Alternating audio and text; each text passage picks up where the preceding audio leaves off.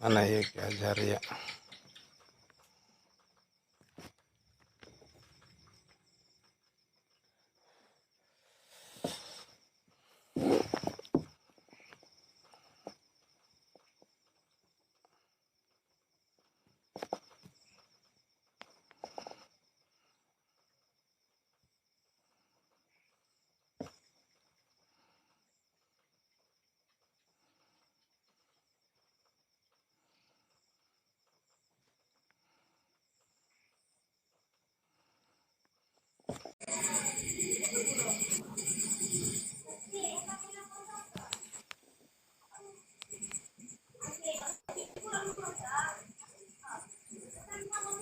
Ki. Salam. Hai, nyambung ya? Nyambung dong, nak.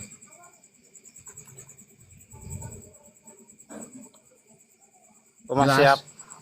Jelas. Jelas ke Ayo mah. gas.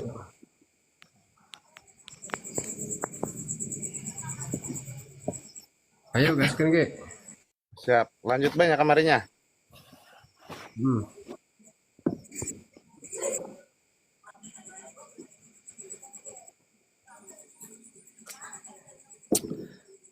A'udzubillahi minasyaitonirrajim. Bismillahirrahmanirrahim. Babun apa artinya?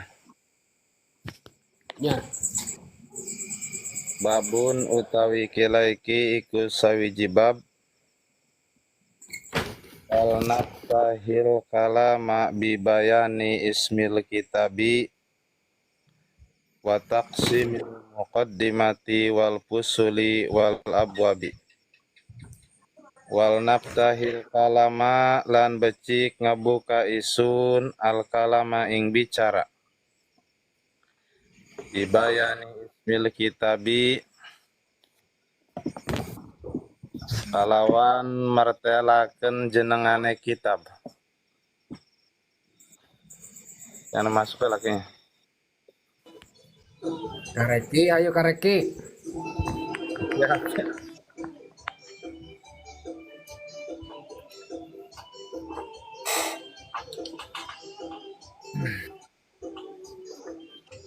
Watak simil muqaddimati lan ngabagi pirang-pirang muqaddimah wal fusuli lan pirang-pirang pasal wal abwabi lan pirang-pirang bab. Amma ismul kitabi anapon utawi arane kitab bahwa iku mangka huwa utawi ia ismul kitab al iktisadu fil i'tiqadi iku aran al iktisad fil i'tiqad manane mejana ing dalam i'tikad wa ma tartibuhu lan anapon utawi susunane kitab bahwa iku mangka huwa utawi ia tartib mustamilun iku mengku ala arba'i tamhidatin ing atase papat pirang-pirang pengantar tajri kang lumaku ia tamhidat majrot tawatuati ing majrot tawatuati kalawan lumakune dasare wal muqaddimati lan pirang-pirang pembuka wala arba'i aqtobin lan ing atase papat pirang-pirang sumbu tajri kang lumaku ia aqtob majrol maqosidi kelawan lumakune pirang seja wal goyati lan tegese pirang tujuan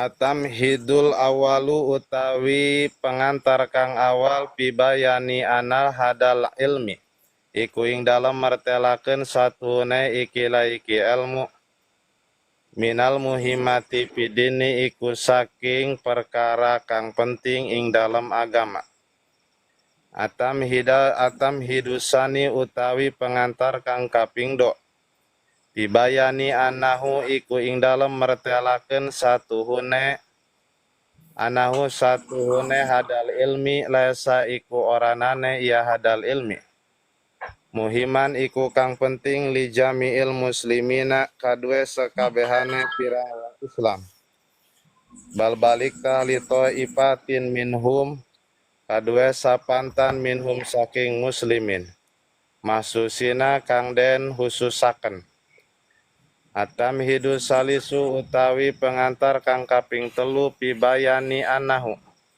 iku ing dalam martelakeun anahu satuhune hadal ilmi min purudil kipayati iku saking pirang-pirang fardu kipayah lamin purudil ayani oranane saking pirang-pirang fardu ain atam hidu rabiu utawi pengantar kang kaping papat kitab sili mana hijil adilati iku ing dalam merinci pirang-pirang dalil pirang-pirang dalan di pirang-pirang dalane pirang dalil alati kang aurad tuha nekaken isun ha ing adillah fil kitabi ing dalam kitab wa mal aktobulan anapon utai pirang kutub al maksudatu kang den seja pa arbaatun iku mangka papat wa jumlah tuhalan utawi sajumlahe aktob maksuratun iku den cendek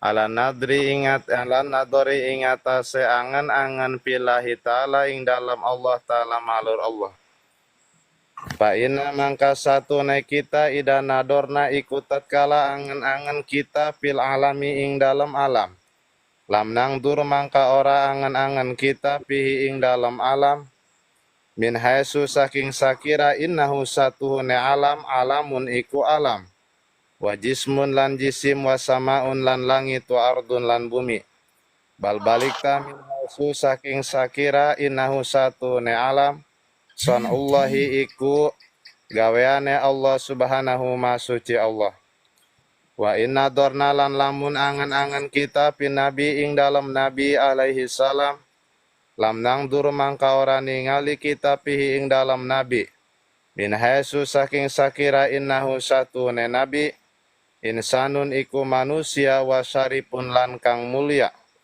wa alimun lan kang alim wa fadilun lan kang utama bal balik tamin haisu saking sakira innahu satune nabi Rasulullahi iku utusan Allah sallallahu alaihi wasallam inna dorna lamun ningali kita fi aqwalihi ing dalam pirang dawuhane Kanjeng Nabi lam nangdur mangka ora ningali kita min haisu saking sakira innaha satuhune aqwalihi aqwalun iku pirang ucapan wa mukhatabatun lan pirang omongan wa tabhimatun lan pirang aweh paham bal balik tahmin haisu saking sakira innaha satuhune aqwalihi ta'rifatun iku aweh weruh biwasitotihi kalawan lantarane nabi minallahi saking Allah ta'ala mahalur Allah para nadro mangka ora ningali para nadro mangka ora nane angan-angan iku maujud ila angin pilahi ing dalam Allah wala matlubalan ora nane kang den puri iku maujud si Allah salian Allah wa jami'u atrafi hadal ilmi lan utawi sekabehe pirang-pirang pucuke iki ilmu yahsuruhu iku ngaringkes ha ing atraf an-nadaru apa angan-angan pidatilahi ing dalam dat Allah ta'ala mahalur Allah wa fi sifatihi lan ing dalam pirang sifat Allah subhanahu ma suci Allah wa fi af'alihi lan ing dalam pirang-pirang pagaweane Allah aja wa jalla wa fi rasulillahi lan ing dalam Rasulullah sallallahu alaihi wasallam wa malan barang ja'ana kang teka ya mana ing kita ala lisanihi ngatas lisane nabi min ta'rifillahi ta'ala saking menalakan Allah ta'ala mahalur Allah fahiya mangka hiya utawi ya aqtab izan ing dalam ari kalaiki nadorna arba'atu aqtabin iku papat pirang-pirang sumbu al-qutbul awwalu utawi sumbu kang awal an-nadaru iku angan-angan pidatillahi ing dalam dat Allah ta'ala mahalur Allah panubayyinu mangka martelakeun isun pihi panubayyinu mangka martelakeun isun pihi ing dalam qutbul awal wujudahu ing anane Allah wa annahu lan satune Allah qadimun iku dat kang dingin wa annahu lan satune Allah bakin iku kang tetep wa annahu lan satune Allah laisa iku aranane Allah bijauharin iku kelawan jauhar wala jismin lan oranane jisim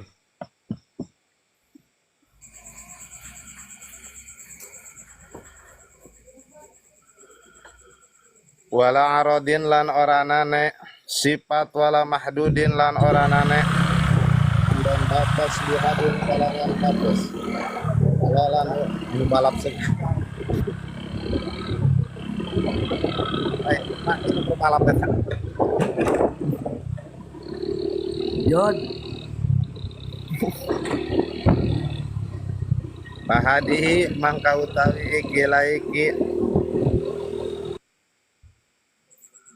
pahadihi mangka utawi iki laiki annahu qadimun asharatu da'awi iku 10 pirang-pirang dakwah nubayyinuha kang mertelakeun isun ha ing asyarah bihadal qutbi ing dalam iki laiki kutub aman iki Terus Ki kagok.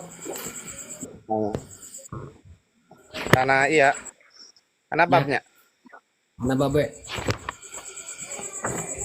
al-qutbu sani utawi sumbu kang kaping do bisifatillahi iku ing dalam mertelakeun pirang sifat Allah taala mahalur Allah wa nubayyinu lan bakal mertelakeun isun pihi ing dalam qutbu sani annahu ing satune Allah hayyun iku dat kang urip alimun tur kang ngaweruhi qadirun tur kang kawasa muridun tur kang ngersakeun samiun tur kang ngerungu basirun tur kang ningali mutakalimun tur kang ngedauh wa anna lahu lan satune lahu iku kade Allah hayatan ana sifat hayah wa ilman lan ilmu wa kudratan lan kudrat wa iradatan lan iradah wa sam'an lan sama wa basaran lan ningali wa kalaman lan ngedauh wa nazkuru lan bakal nutur isun ahkama hadhihi sifati ing pirang hukum iki laiki pirang sifat walawazimaha lan pirang kang netepine hadhihi sifat wa malan barang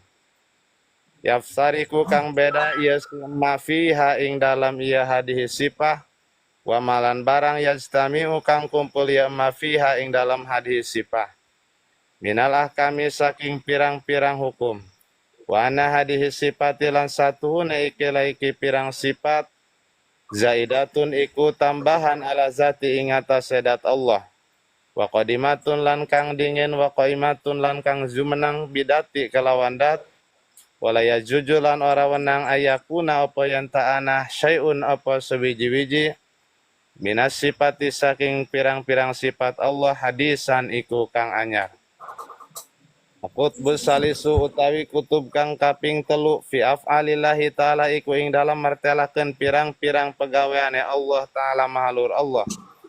Wa fihi lan iku ing dalam ya qutbu salis sab'atu da'awi utawi pitu pirang dakwah. Wa huwa utawi ya qutbu salis annahu iku satune kalakuan la yajibu iku ora wajib. Allah ing atase Allah taala mahalur Allah at-taklifu apa merdi-merdi wala khalqu lan oranane ngadadiakeun wala sawabu lan oranane ganjaran ala taklifi ing atase merdi-merdi wala riayatu sholahil ibadi lan oranane ngraksa kebagusane pirang kaula wala yastahilu lan ora mustahil minhu saking Allah taklifu ma apa merdi-merdi ma perkara layutaku kang ora den kawasa yema wala yajibu lan ora wajib alai ngatasi Allah al-iqabu apa nyiksa alal ma'asi ngatasi pirang maksiat wala yastahilu lan ora mustahil minhu saking Allah basuhu apa ngutuse Allah al-anbiya ing pirang nabi alaihimussalam bal balikah yajuju wenang zalika apa mengkono bi'sa wa fi muqaddimati hadal qutbi lan iku ing dalam muqaddimah iki sumbu bayanu maknal wajibi utai martelakeun artine atau utawi martelakeun makna perkara kang wajib, wa hasanilan perkara kang bagus, wa qabihilan perkara kang ala. Al qutbu rabiu utawi kutub kang kaping papat, fi Rasulillahi iku ing dalam martelakeun pirang utusane Allah, wa malan barang ja kang teka yema ala lisani rasulihi, ala lisani rasulina ing atase lisane rasul kita Muhammadin tegese Nabi Muhammad sallallahu alaihi wasallam. Minal hasri nyatane saking ngumpulakeun makhluk, wa nasri lan nangyakeun makhluk, wal jannati lan surga, wa nari lan neraka, wa syafaati lan pitulung, wa dabil qabri lan siksa kubur, wal mizani lan timbangan amal, wa sirati lan cukang siratal mustaqim, wa pihi lan iku ing dalam kutub arba'atu abwabin utai papat pirang bab. Kamana ke? Sedikit karena at-tamhidul awal. Nah, Al-babul awal. al-babul awal utai bab kang awal fi isbati nubuwati Muhammadin iku ing dalam natepaken sifat kenabiane Kanjeng Nabi Muhammad sallallahu alaihi wasallam. Al-babu sani utai bab kang kaping 2 pima iku ing dalam martelakeun ma barang waroda kang tumeka ma ala lisanihi ing atase lisane Nabi min umuril akhirati saking pirang perkara akhirat. Al-babu salisu utai bab kang kaping 3 fil imamati iku ing dalam martelakeun dadi imam wa suruti halan pirang syarate imamah. Al-babu rabi utai bab kang kaping 4 fi bayanil qanuni iku ing dalam martelakeun aturan bitakfiri firat tadiati ing dalam ngafirakeun pirang pantan at-tamhidul awalu wallahu alam bissawab. Adinya ke? Dah kerja baik ke, nak kerja baik. Bismillahirrahmanirrahim. Lamun terjelas ke, lamun putus bejan. Siap. Babun fi ismil kitabi wal fihrosati. Dina ieu bab musannif Imam Al-Ghazali rek ngajelaskeun tentang ngaran kitab, ngaran kitab anu ditulis ki Imam Ghazali nyata kitab anu ngajelaskeun tentang ilmu kalam. Wal naftah al kalama bayanal ismil kitab wa taqsimil muqaddimat wal fusul wal abwab. Intina dina ieu bab musannif pengarang kitab Imam Al-Ghazali mereka jelaskan tentang mekanisme penyusunan kitab. Sebab Imam Ghazali mah ketika mengarang kitab itu ngabogaan ciri khas. Bahkan di setiap kitab itu aya ciri khas, metode atau mekanisme penyusunan anu dibikin Imam Ghazali.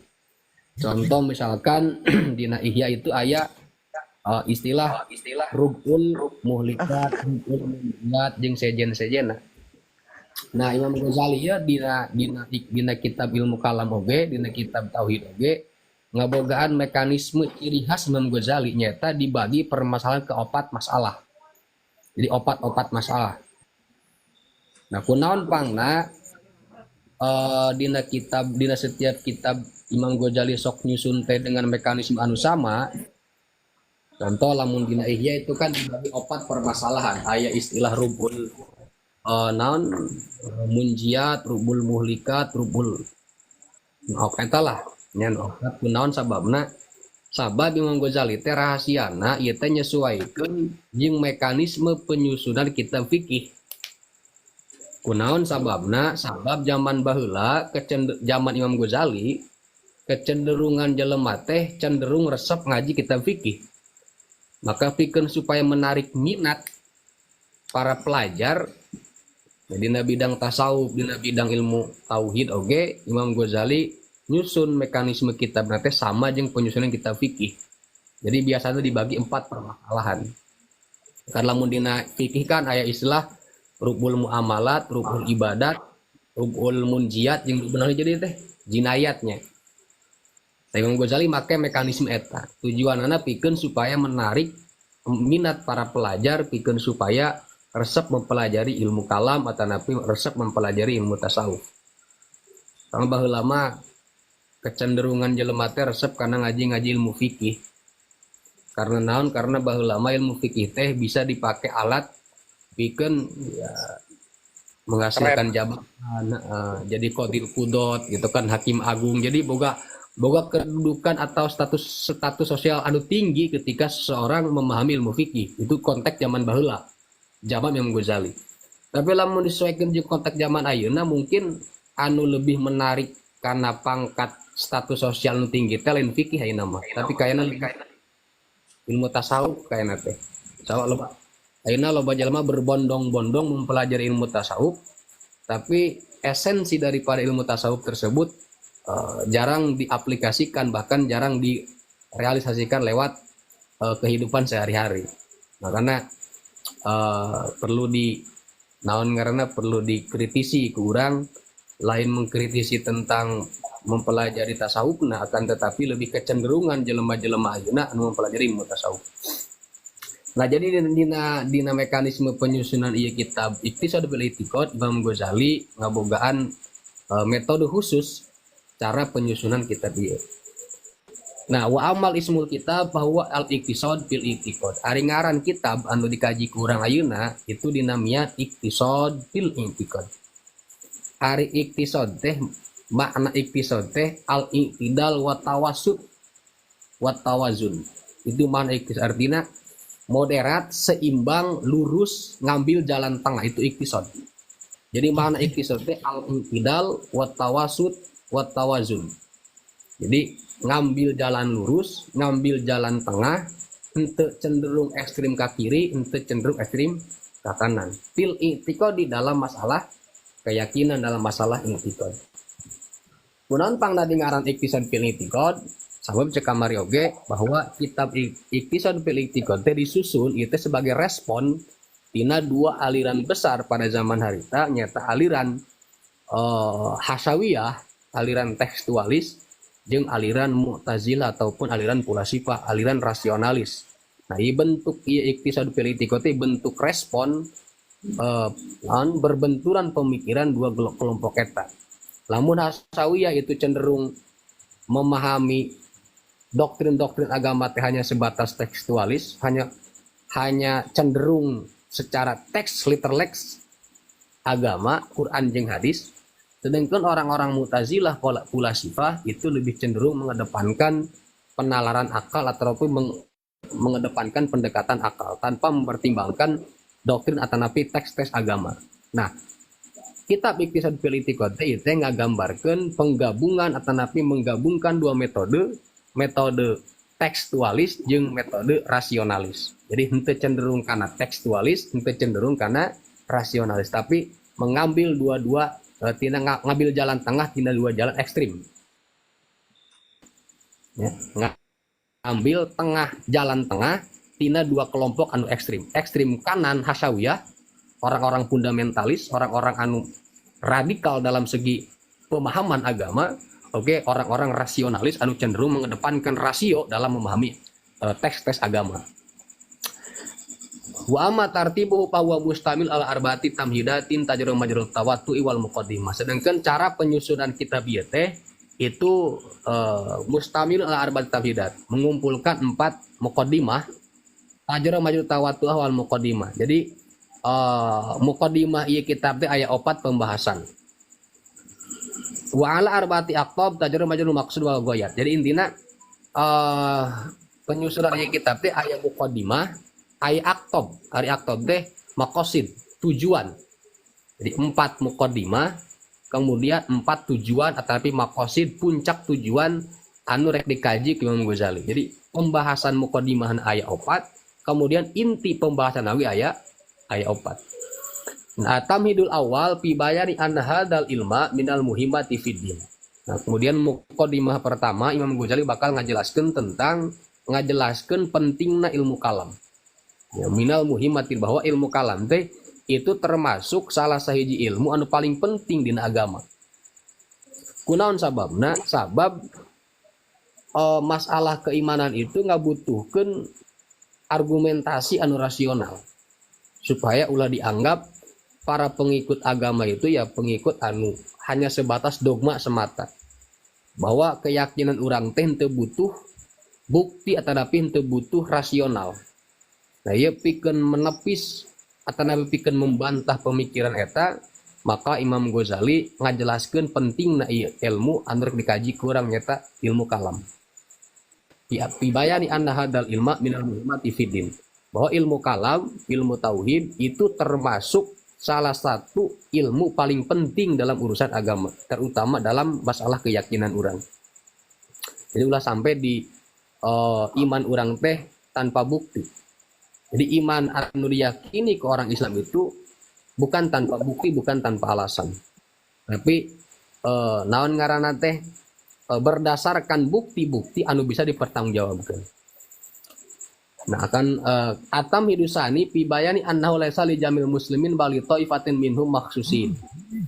Mukadimah kedua Imam Ghazali bakal ngajelaskeun bahwa ilmu kalam atanapi ilmu tauhid versi kalam, berarti ilmu tauhid versi kalam itu hukumna itu henteu wajib pikeun sakabeh jalma muslim. Ya laisa li jamil muslim. Ieu bukan berlaku pikeun sakabeh jalma muslim. Akan tetapi hanya khusus pikeun orang-orang tertentu anu punya kendala dalam hal pemikirannya. Subhat-subhat pemikiran aya dina pikiran manehna ketika tidak bisa terjawab, maka itu dianjurkan untuk mempelajari ilmu kalam. Nah, untuk orang-orang muslim anu lain mungkin tidak dianjurkan mempelajari ilmu kalam. Makanya Cing Imam Ghazali laisa li jami'il muslim bal li ta'ifatin minhum makhsus, hanya orang-orang, hanya kelompok-kelompok tertentu anu dianjurkan pikeun mempelajari ilmu kalam. Kunaon sababna? Sababnya ilmu kalam teh lah ilmu anu lain ilmu anu praktisnya anu bisa langsung diamalkan, tapi ilmu anu berkutat dina rasio pemikiran, berbenturan pemikiran. Kurang membuktikan keberadaan Tuhan, membuktikan keberadaan Allah melalui metode rasio. Ya, jadi bukti anu dipelajari, argumentasi anu dipelajari dina ilmu kalam teh lain bukti secara eviden, lain bukti secara saintifik, lain bukti secara fisika, gitu lain. Tapi bukti secara rasio.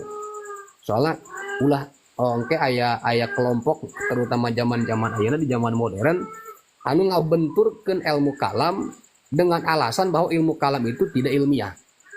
Kurang panglah teu ilmiah, sabab cek maranehna ilmiah itu hanya bersandar pada pengetahuan anu bersifat empiris. Maka ilmu kalam tidak lagi relevan dipelajari pikeun membuktikan keberadaan Tuhan. Nah, pikeun menjawab eta bahwa cek Imam Ghazali pembuktian anu aya dina ilmu kalam itu bukan pembuktian saintifik, bukan pembuktian metafisik, bukan pembuktian secara fisika, tapi pembuktian secara rasio, pembuktian secara akal. Kunaon sababna? Sabab antara pembuktian rasional jeung pembuktian saintifik itu dua hal anu berbeda. Maka karena dina ilmu tauhid itu sok dibahas aya tilu sumber hukum, di sumber hukum teh agama, syara, hukum akal, hukum adat. Nah, anu dipake landasan dina ilmu kalam itu lain hukum adat, tapi hukum akal. Nah, sedangkan pengetahuan saintifik, pengetahuan anu ayeuna pengetahuan modern anu berkembangna teknologi itu henteu bersandar karena ilmu rasio, tapi bersandar pada ilmu adat. Anu basis pengetahuan teh observasi dan eksperimen. Makanya ia sebagai bukti, sebagai bantahan bahwa ilmu kalam itu bukti anu dipake dina kajianana itu bukan bukti secara eviden, lain bukti secara saintifik, tapi bukti secara rasio. Anu mana punya kaedah tersendiri, ilmu-ilmu akal itu punya kaedah tersendiri anu berbeda jeung ilmu anu bersumber tina ilmu adat atanapi ilmu normatif, ilmu saintifik. Jadi ulah disalahpahaminya. Ayeuna kan seueur kelompok-kelompok anu ingin menghancurkan atau ingin mengkerdilkan kajian ilmu kalam dengan alasan bahwa ilmu kalam sudah tidak relevan lagi dengan zaman anu ayeuna. Nah, gitu kan, makanya digambarkan ilmu kalam itu sebagai penyebab kemunduran peradaban Islam. Ya, sedangkan ilmu sains, ilmu adat itu dijadikan simbol kemajuan ilmu pengetahuan. Ya, lamun ilmu adat itu jadi penyebab majunya teknologi, sedangkan ilmu kalam, ilmu rasio itu dijadikan alasan, dijadikan penyebab sebagai kemunduran peradaban Islam. Maka iya fenomena iya kudu dijawab kurang bahwa mempelajari ilmu kalam itu tidak mesti menafikan ilmu-ilmu saintifik. Karena ilmu sains, ilmu adat itu berbeda dengan penalaran anu bersifat rasio. Nah, ilmu kalam itu berbasis pada pembuktian secara rasio, lain pembuktian secara adat, lain pembuktian secara sains. Ya, makanya cik Imam Ghazali, laisa li jamil muslim bali ta'ifatin minhum mahsusina, bahwa ilmu kalam ya tidak dianjurkan untuk seluruh umat muslim, tapi hanya berlaku pikeun sebagian orang muslim. Karena kan untuk memahami ilmu kalam ini ngabutuhkeun muqaddimah heula. Seharusnya sama yang mempelajari ilmu kalam orang paham heula ilmu ilmu logika. Itu kan harus nama seperti itu runtuyana teh. Sebelum mempelajari ilmu kalam ya orang kudu boga basic ilmu kalam, ilmu mantik berarti. Minimal dasar-dasar ilmu mantik orang bisa. Assalamu munawwirah misalkan atau bisa guji. Nomor kedua, orang kudu mempelajari ilmu disebut nate al-umurul ammah. Ilmu-ilmu anu bersifat universal. Itu pengantar untuk memahami ilmu kalam. Bisi aya pertanyaan kunaon pangna ilmu kalam tidak dianjurkan untuk semua umat muslim. Sabab nya tadi teh aya ribet lah gitu. Aya muqaddimah sebelum orang mempelajari ilmu kalam. Orang kudu paham heula ilmu mantek, orang kudu ngaji heula ilmu umurul ammah, orang kudu belajar heula tentang ilmu makulat, ya. Nah, orang oge kudu mempelajari tentang ilmu kebahasaan. Itu kunaon pangna ilmu kalam ieu tidak dianjurkan untuk seluruh atau untuk semua komunitas umat muslim. Nah, itu muqaddimah anu kadua. Atamiru salis bibayani annahu min furudil kifayah la min furudil ayan. Kemudian dina pembuka muqaddimah anu kadua katilu Imam Ghazali itu ngajelaskan bahwa hukum mempelajari ilmu kalam itu fardu kifayah, lain fardu ain. Ya. Jadi mempelajari ilmu kalam itu fardu kifayah, lain fardu ain.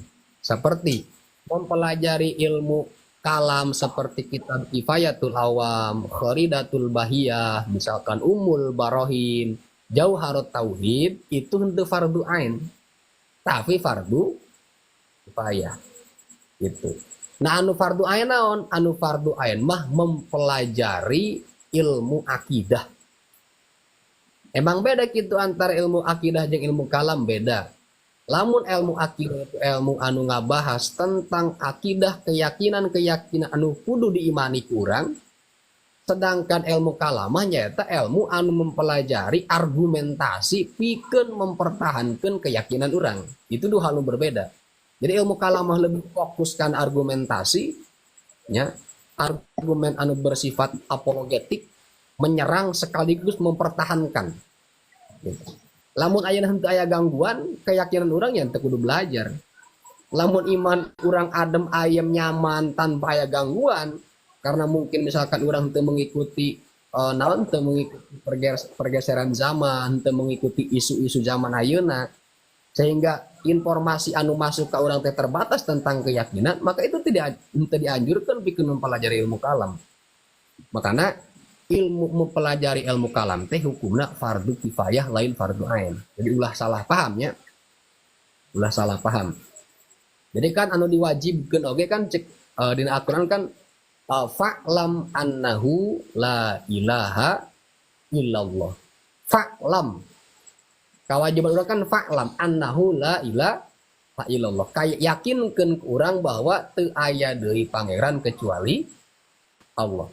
Karena kan kalimat dina ayat eta kan fa'lam diawali ku kata ilam itu nandakeun, makana aya sebagian ulama nu berpendapat bahwa anu pangheulana wajib ka manusia teh lain nganyahokeun Allah tapi an-nadru fillah. An-nadru heula, nador heula. Itu berangkat tina pemahaman ayat fa'lam annahu la ilaha illallah. Jadi intina dina pembahasan anu katilu, muqaddimah anu katilu, Imam Ghazali rek ngajelaskeun hukum mempelajari ilmu kalam, bahwa mempelajari ilmu kalam itu fardu kifayah. Jadi kewajiban anu bersifat kolektif gitu. Maka lamun teu aya anu mempelajari ilmu kalam di suatu kampung misalkan, maka durhakalah sakabeh kampung eta. Doraka lamun sampai di hiji daerah, di hiji RT, di hiji desa, di hiji RW misalkan sama sekali henteu aya anu mempelajari ilmu kalam, maka sakabeh kampung doraka. Ripuh tapi hiji RT make. Lamun hiji RT kudu aya teh rada ribuhnya. Sigana sa RW ge rada jarang. Jarang. Makanya kudu nama berterima kasih ke santri-santri anu belajar ilmu kalam di Payatul Awam. Nah kemudian kumaha mempelajari kitab Tijan Ad-Daruri. Nah lamun mempelajari kitab-kitab anu salepel jeung kitab Tijan Ad-Daruri itu fardu ain. Sabab kitab Tijan Ad-Daruri mengabahas tentang akidah, tentang pokok-pokok keyakinan anu kudu diimani ku urang. Nah itu fardu ain eta mah. Sabab teu ngabahas dalil secara mendalam. Wala kifayatul. Sedangkan lamun kifayatul awam, tuluy umul barohin, khoridatul bahiyah, jauharat tauhid, naon deui? Anu sok diaji di urang. Nah itu fardu kifayah itu. Ieu pendapat Imam Ghazali nya. Dalam konteks pendapat Imam Ghazali. Karena kan diaji ku urang kitab Imam Ghazali, maka urang nuturkeun kana alur pemikir Imam Ghazali. Jadi intinya mempelajari ilmu kalam itu fardu kifayah, kewajiban anu bersifat kolektif gitu, lain fardu ain. Atam hidur robi kitab silimana hijil adillah allati aradtuha fi hadal kitab. Dina muqaddimah anu kadu 4 Imam Ghazali rek ngajelaskeun tentang manhaj metode penggalian dalil dina ieu kitab. Jadi Imam Ghazali dijelaskeun metode atana pijalan anu diambil ku Imam Ghazali ketika menyuguhkan argumentasi tentang keberadaan Allah, tentang kebenaran Al-Quran, tentang kebenaran kenabian. Itu Imam Ghazali dijelaskan. Biasanya Imam Ghazali dalam metode ieu teh kami ngajelaskeun pakai metode as-sabr wa taqsim. Jadi metode argumentasi anu disuguhkeun ku Imam Ghazali na ieu kitab ke bakal dijelaskeun dina muqaddimah anu kaopat. Naon metodena? Ya, naon metodena, apakah metode saintifik? Apakah metode rasio? Kami bakal dijelaskan. Wa amal aqtabu al maksudatu wa jumlatuha maksuratun ala nadri fillahi ta'ala. Sedangkan aqtab, berarti kan ieu mah ari aqtab mah tujuan-tujuan anu dimaksud dina ieu kitab teh eta hanya terbatas pikeun membahas ala nadri fillah, ngabahas tentang keberadaan Allah. Jadi ngabahas tentang ketuhanan. Fokus pembahasan teh fokus karena pembahasan tentang ketuhanan. Fa inna idza nadharna fil alam lam nangdur fihi min haitsu innahu alamun. Nah, kemudian ketika Imam Ghazali menyuguhkan argumentasi atanapi ningali nganalisa kan alam semesta ieu, itu lam nandur fihi min haitsu innahu alamun wa jismun wa samaun wa ardun. Ketika Imam Ghazali ningali kana struktur alam semesta, menganalisa, meneliti kan alam semesta ieu, itu lain ngabahas tentang bahwa alam semesta ieu tersusun tina misalkan fisik atanapi disusun tina jauhar jeung arad lain. Jadi lain ngajelaskeun tentang ilmu fisika anu ngajelaskeun sifat-sifat alam semesta lain. Tapi anu dimaksud dibahas Imam Ghazali di dieu mah nyata bal min haitsu innahu sanullah. Anu dibahas teh ketika ningali alam semesta teh lain ningali alam semesta hanya sebatas susunan fisik gitu. Tapi dibahas bahwa alam semesta teh bisa dijadikan bukti keberadaan Allah. Naon sababna? Sabab lamun ngabahas alam semesta ningali kana struktur alam semesta itu mah lain objek kajian ilmu kalam, tapi objek kajian ilmu fisika. Nah, sedangkan naon ngaranna ketika orang menganalisa alam semesta ieu dijadikeun tanda keberadaan Allah, maka itulah objek kajian ilmu kalam. Jadi ilmu kalam teh fokus pembahasan lain ngabahas struktur alam semesta ieu. Sabab anu ngabahas tentang struktur alam semesta ieu mah modal ngabahas tentang gerak sifat-sifat alam semesta tersusun tina naon. Nah itu mah objek kajian ilmu fisika, lain kajian ilmu kalam. Nah ilmu kalam ieu ngajadikeun bahan alam semesta ieu dijadikeun bukti, dijadikeun alam melalui proses penalaran akal bahwa ayatna alam semesta ieu jadi bukti keberadaan Allah secara rasional. Jadi lain ngabahas tentang alam semesta melihat dina struktur alam semesta lain. Sabab eta mah kajian ilmu fisika. Ya kan? Nah anu dimaksud di dieu mah nyaeta bal min haitsu inausan ulah. Anu dibahas Imam Ghazali mah ningali alam semesta, kemudian alam semesta ieu dijadikeun bukti keberadaan Allah. Jadi sebetulnya tentang salah paham gitu cuman. Kemudian wa inna dzarna fil nabi alaihi salatu wasalam wa lam nangdur fi min inau insanun oge wa syarifun oge ketika Imam Ghazali ngabahas tentang kenabian itu anu dijadikeun bahan kajian Imam Ghazali teh lain ningali bahwa nabi ieu sebagai manusia gitu. Fokus pembahasan lain eta. Lain ngabahas dari sisi kemanusiaannya lain. Naon sababna? Sabab lamun ilmu ngabahas tentang struktur atau tentang sisi kemanusiaannya itu bukan kajian ilmu kalam oge. Tapi itu mah bisa kajian ilmu sosiologi, bisa jadi pembahasan ilmu antropologi tentang ngabahas tentang atau ilmu biologi misalkan. Jadi ilmu anu ngabahas tentang manusia dari segi kemanusiaannya itu mah lain objek kajian ilmu kalam. Tapi itu mah objek kajian ilmu-ilmu tertentu. Ilmu anu berkaitan dengan kemanusiaan disebut ilmu antropologi atau bisa ngabahas tentang sosiologis, biologis misalkan atau ya mungkin ilmu kedokteran misalkan ya ilmu eta. Tah Imam Ghazali ketika ngabahas tentang kenabian di dina ilmu kalam jadi dina kitab Iqtisad fil I'tiqad lain melihat lain menganalisa dari sisi manusianya tapi dari sisi bahwa wa alimun wa fatbal min haitsu innahu rasulullah tapi melihat dari sisi bahwa Nabi Muhammad itu merupakan utusan Allah tapi kan membuktikan bahwa Nabi Muhammad itu sebagai utusan Allah nah itu kan perlu dibuktikan secara rasio apakah manusia yang membutuhkan rasul apakah tidak mana bukti rasionalnya bahwa kumaha bukti rasionalnya bahwa manusia yang membutuhkan utusan Allah. Nah itu pembahasan Imam Ghazali di kitab Iqtisad fil I'tiqad. Jadi ngabahas Imam Ghazali tentang kenabian itu bukan dilihat dari sisi kemanusiaannya tapi dilihat dari sisi bahwa Nabi Muhammad itu utusan Allah. Nah orang kudu ngabuktikan bahwa Nabi Muhammad itu utusan Allah melalui naon? Melalui pembuktian secara rasional. Lain objek pembuktian secara saintifik misalkan. Ya, sabab teu aya hubunganana eta mah. Wa inna dzarna fi aqwalihi lam nandur min innahu aqwalun wa mukhatabatun wa tafhimatun bal min hasu inna ta'rifatun biwasitatihi minallah. Oke ketika Imam Ghazali ngabahas tentang struktur kebahasaan, struktur ucapan cariosan Kangjeng Nabi, yaitu lain ditinggal dina segi struktur kebahasaanana, lain ditinggal dina struktur runtuyan kalimatna lain.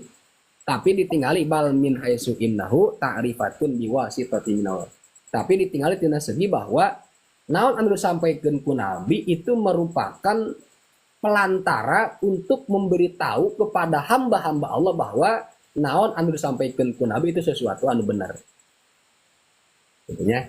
Nah itu objek kajian ilmu kalam. Maka fala nadra illa fillah wala matluba Allah. Maka henteu aya pembahasan dina ieu kitab kecuali ngabahas tentang ketuhanan, oge puncak tujuh matlub si Allah kecuali Allah. Wa jami'at rafi hadal ilmi yan hasil an-nadru fi dzatillahi ta'ala wa fi sifat. Oge berarti fokus pembahasan dina ilmu kalam kitab Iqtisad fil I'tiqad itu fokusna ngabahas tentang zat Allah. Tapi lain ngabahas zat Allah secara struktur datnanya sanes. Tapi tentang keberadaan Allah na lain zat Allah na. Zat Allah mau bisa dideskripsikan, mau bisa digambarkan gitu.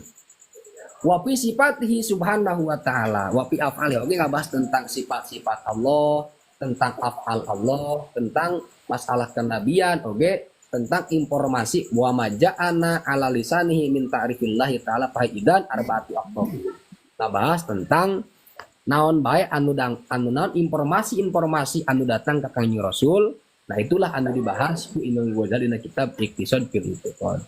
Fahya idan arba'atu puncak pembahasan inti pembahasan dina kitab Iqtisad fil I'tiqad cek Imam Ghazali ngan sabaraha berarti atuh arba'atu aqtabin ngan ngabahas tentang opat pembahasan pokok. Gitu. Artinya lanjut ke. Lanjut. Bari ngopi heula meureun Manggayong. Ay Manggayong ke mananya? Mang Lo? Eta lah. Mang Lukman ya ta? Hadir. Ay Manggayong ke mana Mang Wahyu? Mang Wahyu, salam kenal Mang Wahyu. Hadir jadi nanya nama Ki.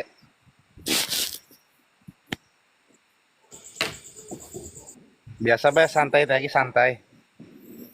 Yo santai bae. Taek-taekeun ke barok eta nu diharandap tah sita ngeusian eta. Sedang siang kor. Tapi nu Siap. Kayak mana ya?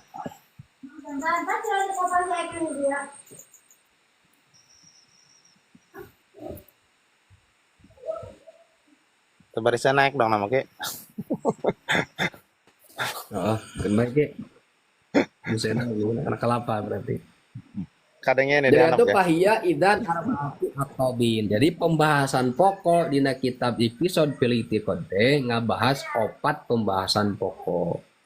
Ya jadi muqaddimahna opat, pembahasan pokokna opat. Muqaddimah disebutna tamhid, sedangkan pembahasan pokokna disebut aqtab atau apa disebut maqasid. Lamun tamhid disebutna muqaddimah. Nah, naon bae tah pembahasan pokok dina Iqtisad fil I'tiqad teh al-qutbul awal an-nadru fi dzatillah. Pembahasan pokok dina kitab Iqtisad fil I'tiqad teh nyaeta an-nadru fi dzatillah. Nyaeta ngabahas tentang zat Allah. Lain ngabahas zat Allah secara struktur susunan zat Allah nah, tapi ngabahas tentang eksistensi keberadaan Allah gitu. Namun sababna sabab ayat Allah mau bisa dideskripsikan, mau bisa digambarkan. Makanya kan ayat kaidah kullu ma yahturu bibalik fahuwa halik wallahu laisa kadzalik. Maka anu dimaksud zatilah di dieu teh nyata ngabahas tentang eksistensi keberadaan Allah, lain eksis secara fisik. Lain ngabahas tentang zat Allah secara fisik. Zat Allah mah lain fisik. Panubayyinu fihi wujudahu. Nah, pembahasanana naon bae tah ngabahas tentang zat Allah teh, ngabahas tentang keberadaan Allah. Ngabahas tentang qadim, sifat kidam. Wa annahu baqi, ngabahas tentang sifat baqa. Wa annahu laisa bi jawharin wala jismin wala aradin wala mahdudin. Oke, ngabahas bahwa Allah mah lain tersusun tina jauhar jeung lain tina jisim. Eta anu dibahas ketika ngabahas tentang zat Allah. Jadi ketika ngabahas tentang zat Allah itu dibahas ternyata sifat salabiyah lagi tuh menurutnya inti nama. Sifat salabiyah bahwa ngabahas sifat nafsiyah, ngabahas tentang wujud Allah, ngabahas tentang kidam bako berarti sifat salabiyah berarti. Wa anau laisa bi jauharin wala jismin wala ar. Oke, ngabahas tentang zat Allah teh lain tersusun tina jauhar jeung jisim.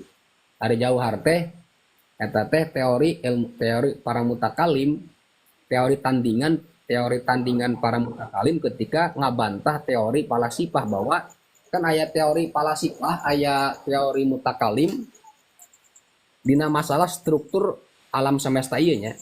Lamun cek mutakalim bahwa alam semesta ieu tersusun tina jauhar jeung arad. Nya substansi dan aksiden. Nah, lamun cek orang-orang palasifah bahwa alam semesta ieu tersusun tina huyula wasurah.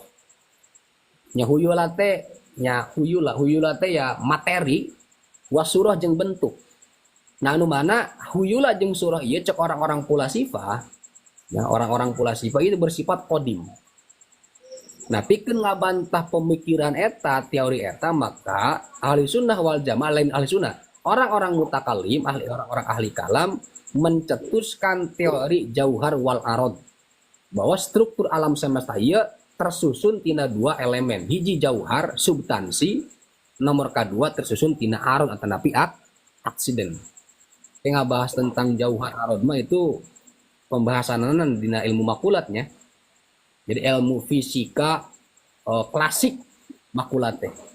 Da lamun fisika modern mah geus lain ngabahas tentang jauhar jeung arod, tapi materi dan energi kan.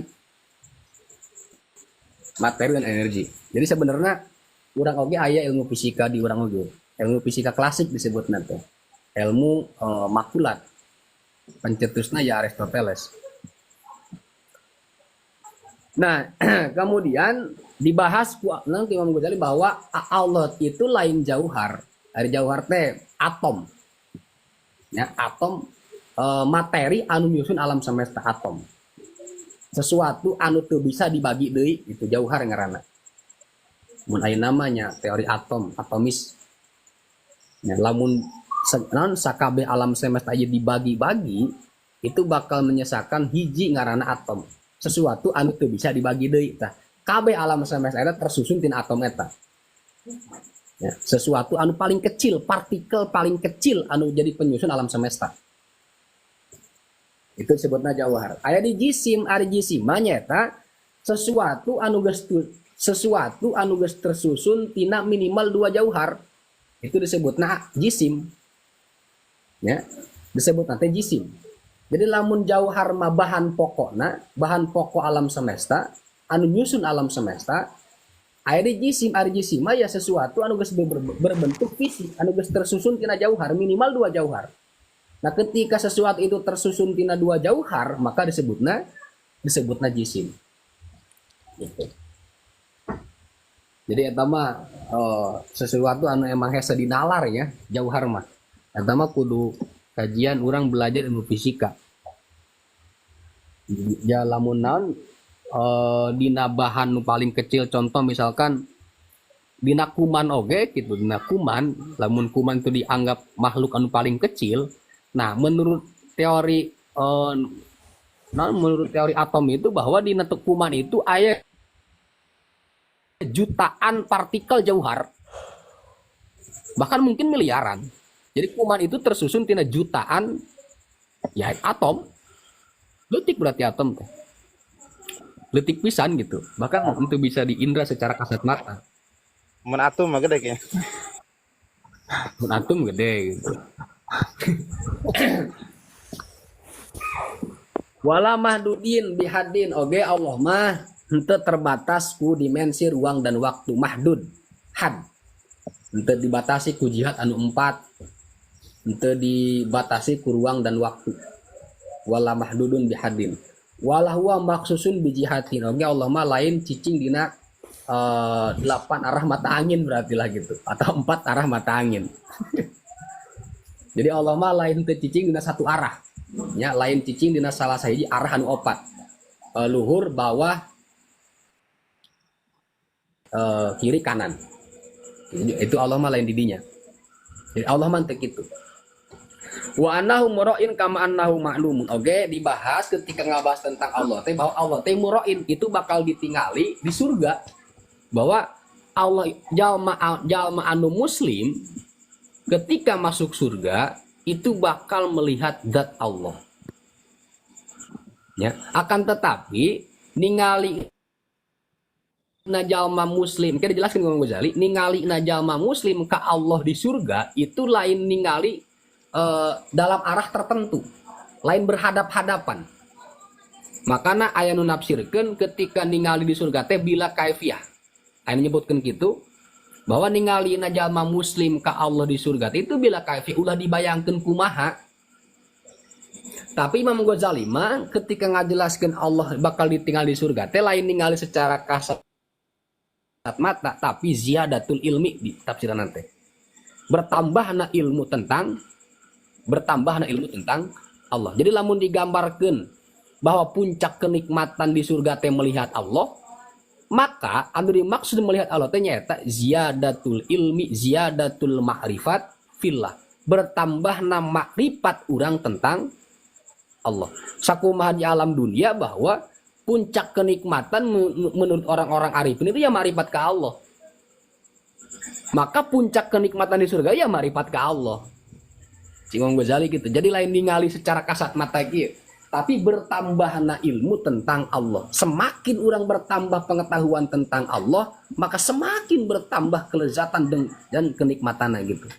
Itu beda seperti kan kelezatan orang-orang arifin ketika geus wusul ke Allah itu kenikmatan tidak terbatas. Di surga sarua gitu. Jadi, nah iya tafsirnya Imam Ghazali ketika makna nafsirkan ru'yatullah. Jadi dimaksud ru'yatullah teh lain tinggal secara kasat mata kieu. Hasil pantulan cahaya sanes. Tapi yang dimaksud ru'yatullah di dieu mah Imam Ghazali tapi nyata ziyadatu ma'rifatillah. Bertambahna pengetahuan Allah. Jadi ilmu orang tentang Allah dibere sesuatu anu lebih gitu ku Allah teh di surga teh. Anu teu bisa anu teu dibikeun ku Allah di mana? Ketika orang di alam dunia. Kama annahu ma'lumun annahu wahidun. Fahadihi asyru da'wa nubayyinuha fi hadal qatb. Batu pembahasan tentang zat Allah ge aya 10 pembahasan, aya 10 dakwah, aya 10 klaim. Ya, aya 10 pembahasan tentang zat Allah. Al-Qutbu Tsani, kemudian pembahasan pokok anu kadua nyata ngajelaskeun fi sifatillahi ta'ala, ngajelaskeun tentang sifat Allah. Mana wa nubayyinu fihi annahu hayyun. Nah, jelaskeun sifat ma'ani bahwa Allah teh maha hirup, Allah teh alimun, Allah teh qadirun, muridun, samiun, basir, mutakalim. Jadi dina pembahasan pokok anu kadua Imam Ghazali ngajelaskeun tentang sifatul ma'ani. Kunaon pang nadi dia make kalimat alimun, qadirun, muridun, henteu kudrat, iradat, ilmu hayat. Tapi kalau make istilah sifatul maknawiyah, sabun kieu. Ari sifatul ma'ani itu hasil proses penalaran para mutakalim. Jadi istilah kieu di mukalam teh. Lamun jelema mengingkari sifat ma'ani itu henteu murtad. Anu murtad itu mengingkari sifat maknawiyah. Makanya kan orang Mu'tazilah itu untuk percaya sifatul ma'ani. Orang Mu'tazilah itu percaya ayana sifat maknawiyah. Muridun, alimun, qadirun, mutakallimun, samiun, basirun. Jadi untuk percaya sama basor. Sebab cek Mu'tazilah mah Allah kawasa itu lain ku kudrat. Tapi ku naon? Kudatna. Makana tentang terkait sifatul ma'ani, ketika orang mengingkari sifat ma'ani itu ente murtad orang. Nu murtad mah ketika orang mengingkari sifatul ma'nawiyah. Naon sabab? Nah, sabab sifatul ma'nawi itu sumbernya itu nas Al-Qur'an. Sabab di Al-Qur'an kan innallaha ala kulli syai'in qudrat. Tapi innallaha ala kulli syai'in qadir. Nah, anu jadi unikna orang-orang ahli sunnah itu henteu mengatakan maknawi itu sifat kan? Bahwa sifat maknawi itu aya menyebutkan lain sifat. Mana Asy'ariyah itu henteu nyebutkeun sifat maknawi itu sifat henteu. Tapi anu mengingkari sifat maknawi ya murtad sebab mengingkari kebenaran, mengingkari teks nas anu aya dina Al-Qur'an.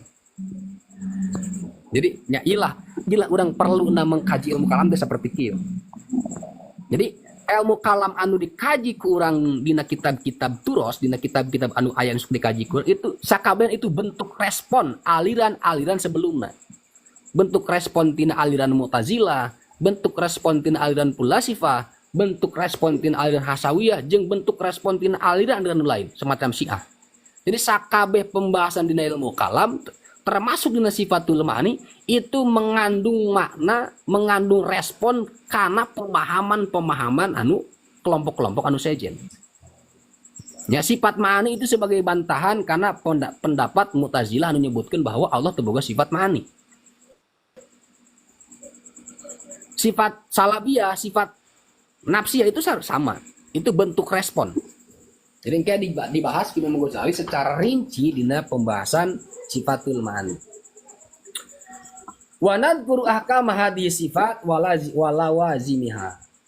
Walawazimah oge bakal dijelaskan kemudian hukum-hukum anu berkaitan jeung sifatul ma'ani. Mana ta'alluqna dibahas ke Imam Ghazali lawazimna sesuatu anu berkaitan erat jeung sifatul ma'ani wa ma yatariqu fiha oge sesuatu anu ngabedakeun jeung sifat-sifat anu sejen ya kan kunaon pangna misalkan sifat ma'ani jeung sifat salabi itu dua hal anu berbeda walaupun dua-duanya disebut sifat tapi pemaknaan sifat ma'ani jeung pemaknaan penamaan sifat ma'ani jeung penamaan sifat salabiyah jeung sifat nafsiyah jeung sifat manawi itu penamaan anu sama tapi konteksnya berbeda.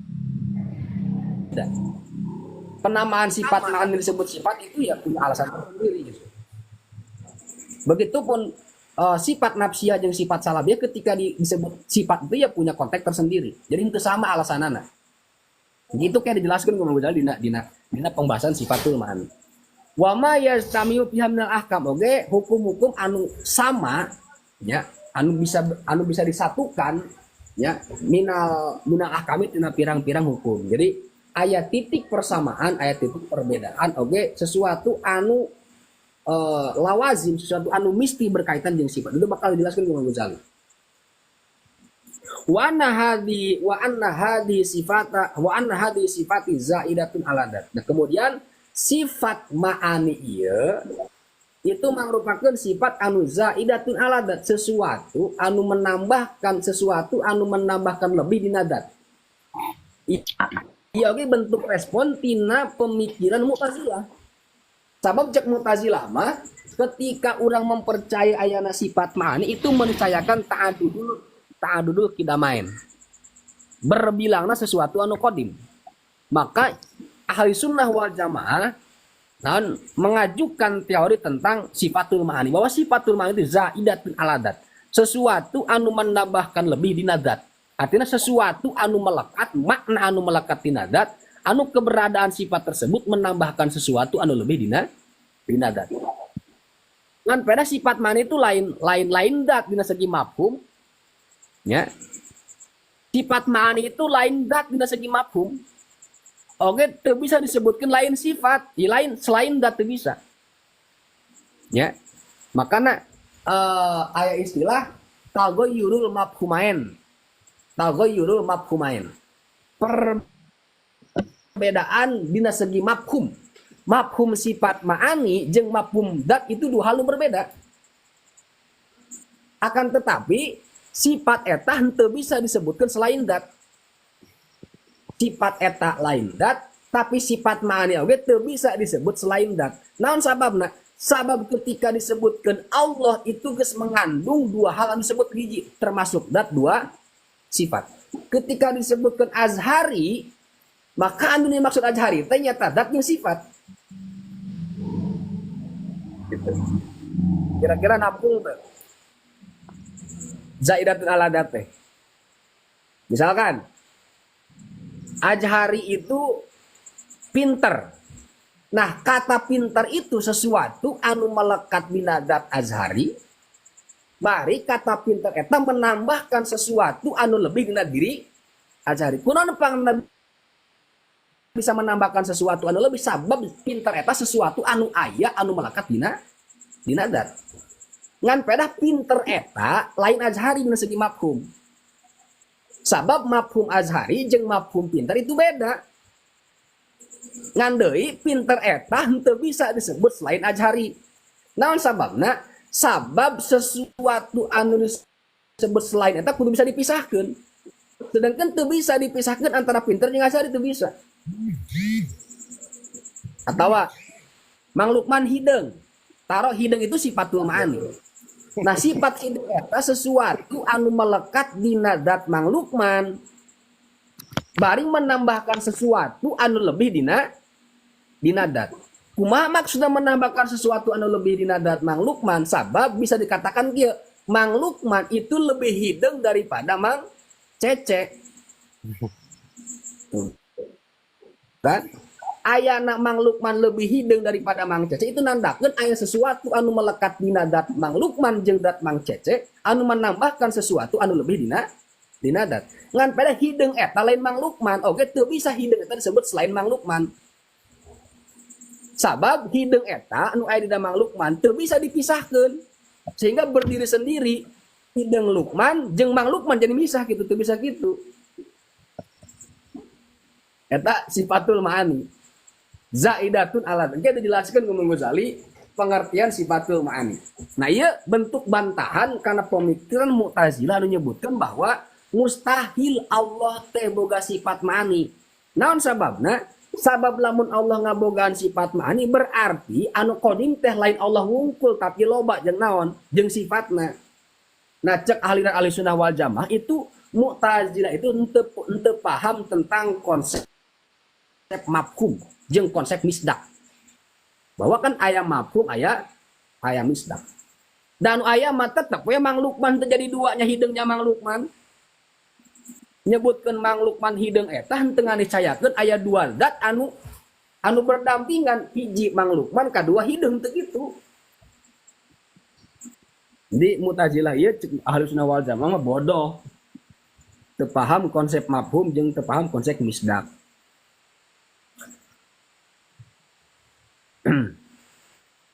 Kira-kira aya pertanyaan heula tuh sebelum lanjutkan Al-Qutbus Salis. Boleh tah mangga di sini nanya. Santai teh santai. Pang angel ka geus.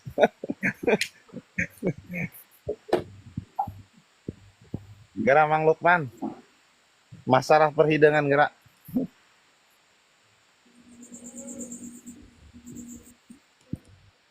Yuk, lanjut terus. Ya.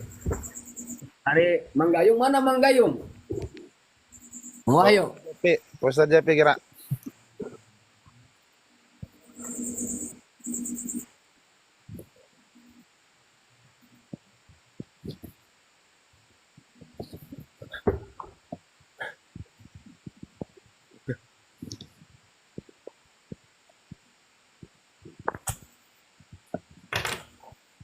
Lanjutnya.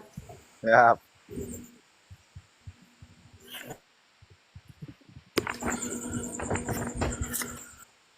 Padahal kita benar. Ngelok. Siap Ustaz. Mungkin mulai isukan. Mau datang isukan boy. Nah itu pembahasan anu tilu, anu keduanya. Nah pembahasan anu katilu Al-Qutbus Salis fi af'alillah ngajelaskeun tentang sifat-sifat af'al Allah. Anu naros kita. Pembahasan anu katilu Anu naros tah na maka komentar. Pertanyaan dat sifat sir rasa eta perbedaanna kumaha sareng ciri-cirina Anu nanya nulis nomor dijawabna ya ku tulisan deui nya henteu. Henteu. Kadang suara bisa ngaganggu meureun ge.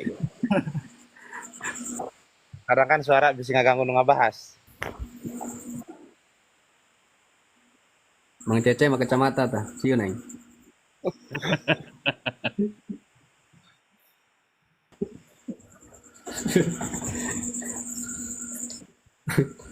Nya perbedaan antara dat, sifat, sir, rasa eta perbedaan kumaha sareng ciri-cirina gitu nya. Ari dat mah sesuatu anu disifati itu dat nya, sesuatu anu disifati itu dat. Lamun sifat itu sesuatu anu melekat dina dat seperti pinter, sir, rasa itu termasuk sifat. Termasuk sifat kan cuman lamun naon ngaranna sir mah lebih karena sifat ruhani menurutnya kan ari ruhani itu kan disebutnya jauhar oge jauhar disebut nanti jauharul farad disebutnya teh jadi lamun zat itu sesuatu anu disifati lamun sifat itu sesuatu anu mensifati properti sesuatu anu disifati seperti kan misalkan dat Zaid sifatnya itu mana jangkung pendek hidung pinter bodoh itu sifat tapi lamun dina konteks penamaan lamun khusus di makhluk mah itu lain sifat sebetulnya tapi arad Ya. Jadi aya sifat, aya arod. Itu mungkin dina konteks peristilahan samanya bahwa arod itu sifat, sifat itu arod. Tapi ketika dinisbatkeun kalau itu dua hal berbeda. Lamun arod itu sifat anu khusus pikeun makhluk. Ya seperti keun sedih misalkan. Bunga itu arod. Ya, lamun sifat mah ya lebih umum gitu ya. Dibalik, arod itu lebih umum gitu. Lamun sifat mah bisa berlaku di makhluk, bisa berlaku di Allah, itu sifat. Lamun arod mah itu berlaku di saha wungkul, di makhluk wungkul. Ya, segala sesuatu anu bersifat aksiden, anu bersifat arod, maka itu disebut sifat di makhluk. Seperti kensir, rasa, itu termasuk sifat itu. Nah, ketika disebutkan ke Allah tetiasa itu. Namun disebutkan ke Allah, Allah boga rasa sedih itu bisa. Allah boga rasa bunga itu bisa. Maka ketika ayat menyebutkan Allah itu cerik, itu kudu ditakwil itu pemahamanan. Atau Allah itu bunga, itu kudu ditakwil. Sabab bunga mah termasuk arod, sifat anu khusus aya di saha? Aya di makhluk. Nah, untuk selebihnya kayak orang bisa ditampung pertanyaan nanya, kayak bisa dijawab melalui pembahasan ilmu kalam.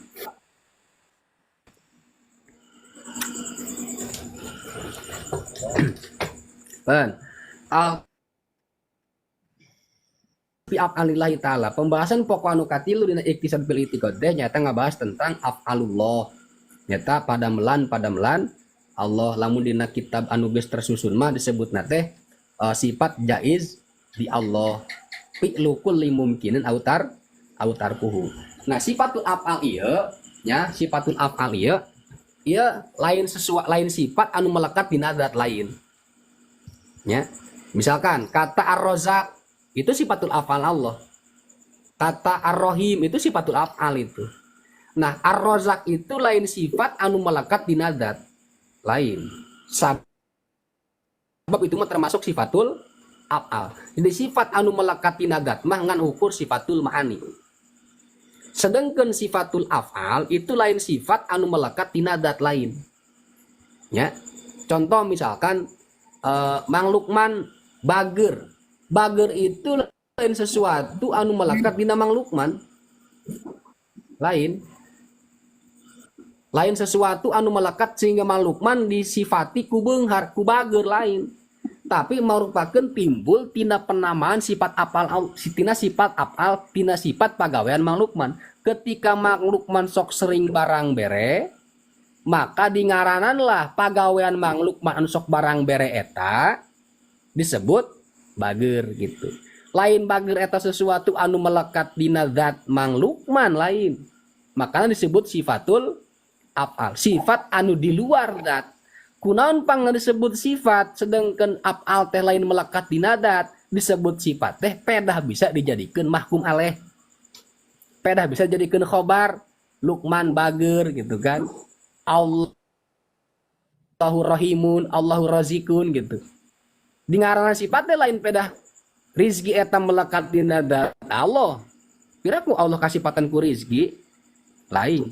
Disebut sifat teh pedah diambil tina sifat kudrotna Allah anu memberi rezeki ke setiap hambana, maka disebutlah Ar-Razzaq. Nah, itu sifatul af'al. Nah, wa fihi sab'u da'awa wa hiya annahu la yajibu 'alaihi ta'ala taqlid. Nah, dina pembahasan sifatul af'al ayat 10 ayat 7 pembahasan.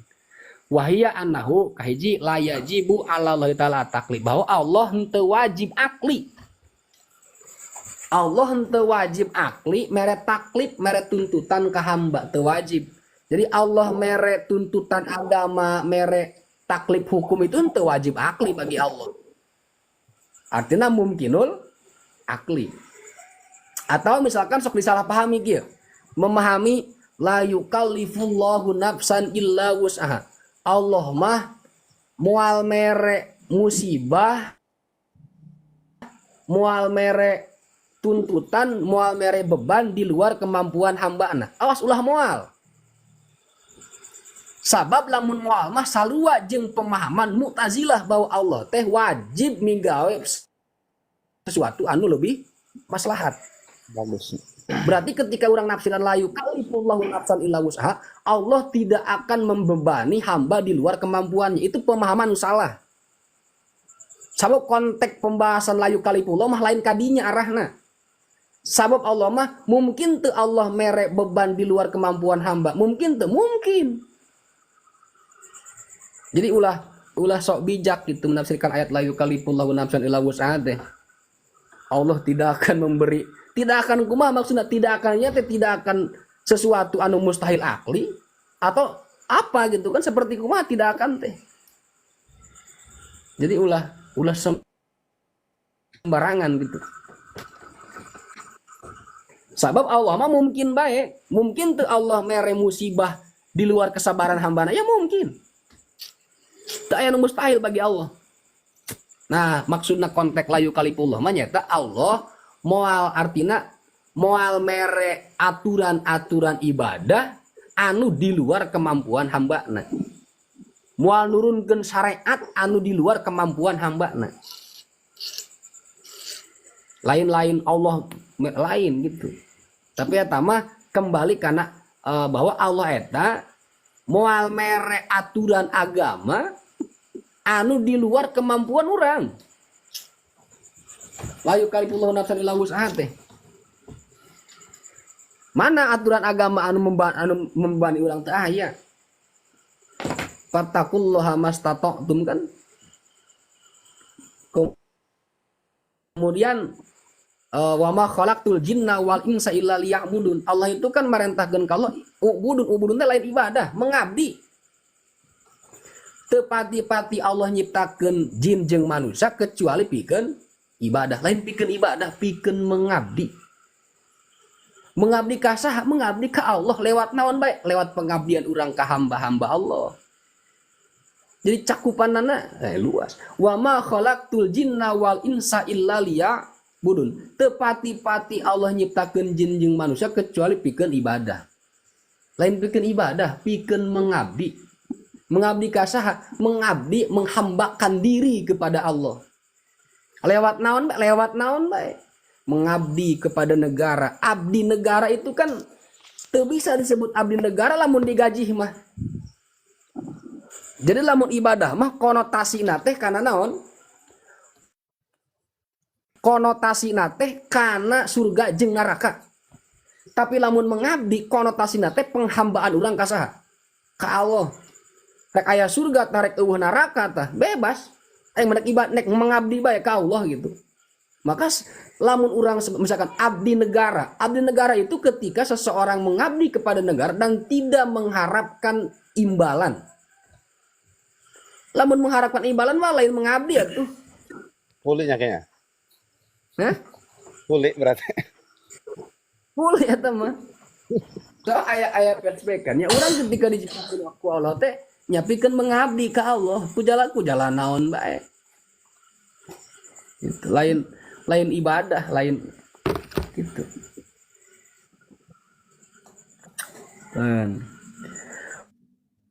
Kemudian wala khalqu oge Allah henteu wajib nyiptakeun urang, Allah teu wajib.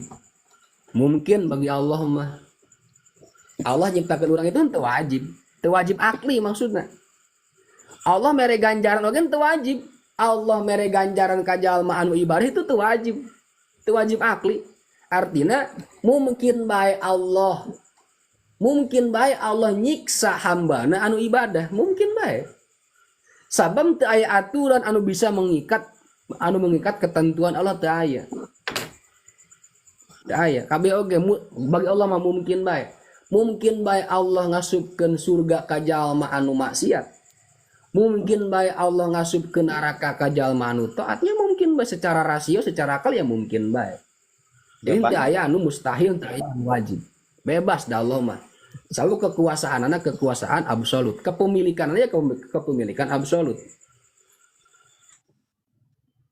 Untuk kabeh kan milik Allah. Ya kumaha Allah lah. Ya sim goreng sok sering analogikeun kieu. Urang boga kotok dua. Urang boga kotok dua ya. Nu hiji bangor, nu hiji bager ya kotok. Urang hayang dahar jeung daging kotok. Ditewak ku urang eta kotok. Kabeneran anu beunang anu bager dipencit ku urang. Pertanyaan, apakah urang anu mencit kotok nu bager disebut adil? Ento. Nah ini ya kotok-kotok aing nu lapar aing dipencitnya ku aing dihakan ku aing paraban ku aing rek naon dia ngomong-ngomong tadi. Ya mungkin gambaran sederhananya gitu bagi Allah oge. Itu bisa dikatakan ketika Allah nyiksa jalma anu taat adil itu bisa. Sabab kepemilikan Allah ke setiap hambana itu kepemilikan absolut. Henteu aya aturan Allah, henteu aya aturan manusia anu mengikat karena aturan Allah teu aya. Teu aya. Kabeh ge mutlak absolut milik Allah. Kepemilikanna kepemilikan secara hakiki. Maka setiap naon bae anu dipigawe ku Allah itu ya sesuatu anu adil bagi Allah. Wala sawabu ala taklib wala riayatu salahil ibad. Oge henteu wajib Allah mere sesuatu anu maslahat pikeun hambana. Nah ya pikeun menolak pemahaman Mu'tazilah. Cek Mu'tazilah mah Allah itu wajib migawe aslah. Migawe sesuatu anu lebih manfaat pikeun hamba. Wajib gitu. Cek manehna mah. Cek Mu'tazilah mah. Wala yastahilu nah aya kita kan. Wala yastahilu minut taklifu malayutok. Oke ente mustahil menurut akal Allah mere beban ka hambana anu di luar kemampuan. Wala yastahilu, itu mustahil. Jadi ulah ngomong-ngomong Allah tidak akan memberi beban di luar kemampuan. Ente kitu, itu mustahil. Apakah tidak dirinya tidak naon, tidak sesuatu anu mustahil menurut akal atau menurut syarat? Da menurut akal mah la yastahilu fi taklifu ma la yutok. Allah ente mustahil memberi beban kepada hambanya di luar kemampuan hamba tersebut.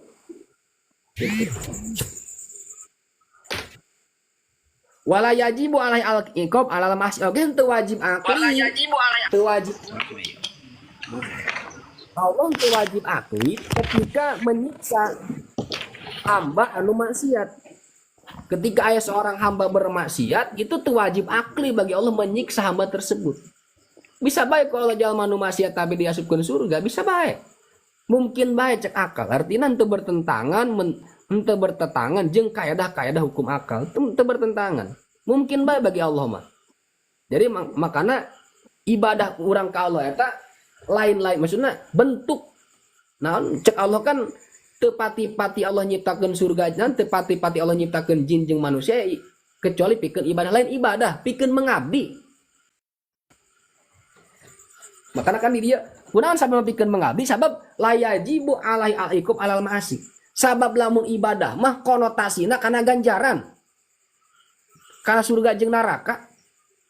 Ari mengabdi mah teu ngomong-ngomong surga jeung neraka. Sabab cek pemikiran urang ibadah orang ieu teu mantak ngajadikeun sabab urang asup surga. Terus kunaon pangna urang nuturkeun ibadah ka Allah, nuturkeun parentah Allah sebagai pengabdian urang ka Allah. Enggeus sakitu. Anapun hasilna, konsekuensina, akibatna misalkan urang diasupkeun kana neraka, teu jadi masalah. Sabab surga jeung neraka makhluk Allah sarua. Teu boga tapak. Da malaikat penunggu neraka ge teu panaseun dina neraka ari izin Allah jeung ridho Allah mah. Sieun-sieun amat karena surga jeung neraka henteu kudu sieun. Ulah aya sampai lamun kitu mah lamun ibadah teu mantak ngajadikeun ka surga maksiat teu ngajadikeun asup neraka lamun kitu mah aing moal ibadah moal maksiat. Aing nek maksiat bae lain kitu kontekna. Kontekna urang diciptakeun ku Allah teh lain pikeun ibadah tapi pikeun mengabdi. Mengabdi ka sa mengabdi ka Allah. Ulah ngomong-ngomong surga jeung neraka jala yajibu alai al-iqabu alal ma'asi. Teu wajib akal, teu wajib menurut rasio Allah mere siksaan ka jalma nu maksiat, teu wajib. Makana kudu mukhlisina lahuddin. Kudu ikhlas ka Allah sebagai bentuk pengabdian urang ka Allah. Ulah ngomong-ngomong surga jeung neraka, karak boga ibadah sakitu laju ngomong-ngomong surga bae. Teu layak. Teu layak. Salat urang teu layak pikeun meuli surga Allah, teu layak. Lain gitu geus sare dicari kanan bae ke.